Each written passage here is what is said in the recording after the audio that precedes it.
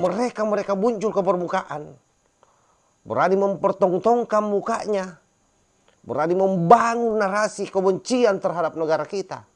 Haruskah kita diam? Tidak. Ketika mereka membangun narasi yang negatif, yang miring terhadap negara, terhadap pemerintah kita, maka kita harus mengkanternya. Supaya apa? Yang saya katakan tadi, supaya berimbang di masyarakat.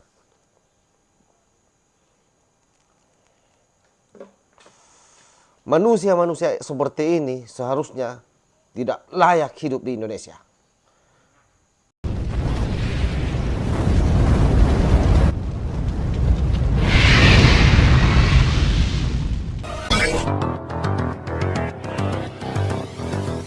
Assalamualaikum warahmatullahi wabarakatuh. Om Swastiastu, Namo Buddhaya, salam kebajikan. Sahabat-sahabat Tol Langit 9 yang saya hormati dan saya banggakan dimanapun juga berada. Kali ini kita akan membahas lagi masalah ACT, di mana ada salah seorang, entah siapa ini orang sebenarnya, namanya Muslim Arbi, yang menuding pemerintah sengaja memviralkan, mempermasalahkan, memblow up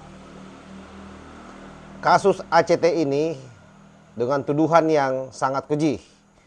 Sampai mengatakan di dalam media bahwa pemerintah sengaja mengangkat kasus ini untuk menutupi masalah besar yang terjadi di negeri ini. Tetapi berita-berita seperti ini jujur saja bahwa bagi saya sendiri itu tidak kaget. Kenapa saya tidak kaget? Karena memang dari dulu setiap ada kasus-kasus yang menimpa kaum-kaum kadrun, para dedengkotnya pasti menuduh pemerintah mendesain ini semua. Padahal faktanya ACT memang terbongkar ke permukaan bahwa mereka memanfaatkan dana-dana bantuan dari masyarakat untuk kepentingan pribadinya. Nah, itulah negeri kita hari ini. Karena itulah kenapa saya selalu mengatakan selama ini bahwa supremasi hukum mesti memang dikedepankan. Terutama di dalam sebuah negara yang berdasarkan demokrasi. Nah, orang-orang seperti ini tumbuh subur di negeri ini. Kenapa saya sampai katakan seperti itu? Karena tidak pernah ada permasalahan yang terkait dengan mereka-mereka yang selama ini menjadi sempalan di negara kita, yang tidak menuduh negara di belakangnya. Termasuk misalnya kasus FPI, termasuk misalnya kasus HTI. Nah, tetapi bagi kami kejadian-kejadian seperti ini, hal-hal yang dipertontonkan oleh mereka para pendukung pengasong khilafah, justru itu sebenarnya bagus.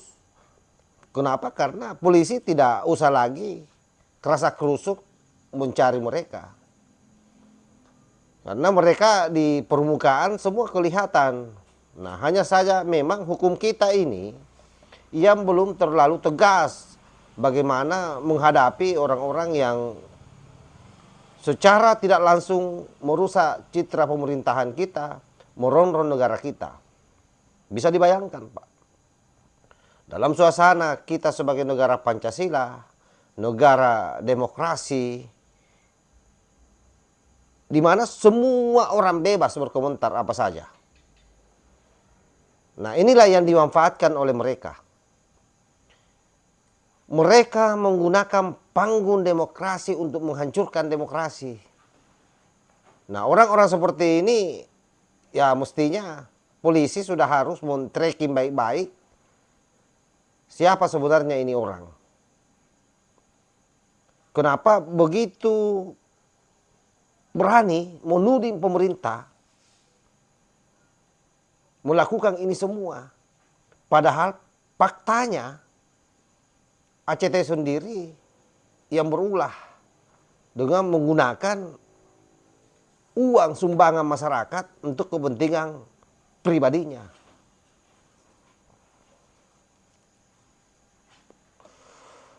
Itulah sebabnya kita ini tidak henti-hentinya memberikan edukasi kepada masyarakat. Sehingga apa? Informasi di lapangan mesti berimbang. Kenapa? Karena hari ini semua kalangan di semua level usia itu sudah memegang Android. Di mana dengan mudah mereka akan tersuguhi berita-berita hoax, berita-berita yang isinya ujaran kebencian terhadap negara. Dan pola-pola seperti ini, saya katakan, inilah yang saya selalu sampaikan dan tegaskan di mana-mana, bahwa ini pola khawarij. Di mana pemerintah, negara tidak pernah benar di matanya. Ada saja celah yang mereka manfaatkan untuk membangun narasi supaya pemerintah kita kelihatan buruk di mata rakyat. Nah, itu pola khawarij. Dan mereka-mereka ini sekalipun dihukum, dia tidak akan pernah merasa bersalah. Merasa benar atas apa yang dilakukan. Karena itu doktrin mereka. Coba bayangkan misalnya Ibnu Muljam yang membantai Ali bin Abi Thalib. Saking bengisnya Ibnu Muljam ini sampai dia dibakar, meninggal, tidak pernah merasa bersalah. Nah, kalau kita pikir latar belakangnya Ibnu Muljam ini, dia orang yang taat sholat, orang yang taat puasa, dan bahkan hafal Quran. Nah, hari ini mereka muncul ke permukaan, berani mempertontonkan mukanya, berani membangun narasi kebencian terhadap negara kita. Haruskah kita diam? Tidak. Ketika mereka membangun narasi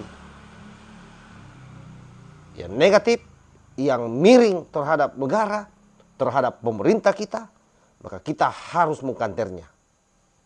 Supaya apa? Yang saya katakan tadi, supaya berimbang di masyarakat.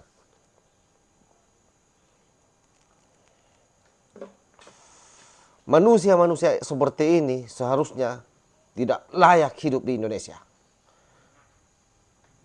Mereka ini adalah orang-orang yang tidak pandai bersyukur, yang selalu berjuang mengatasnamakan agama, tetapi pada prinsipnya yang dia perjuangkan adalah kepentingan politiknya. Saya selalu katakan bahwa orang-orang yang selalu mengatasnamakan agama sesungguhnya adalah mereka yang mencari keuntungan di balik agama. Jadi tidak ada bedanya dengan ACT. ACT ini kan jual agama ini. Memanfaatkan kebaikan masyarakat Indonesia.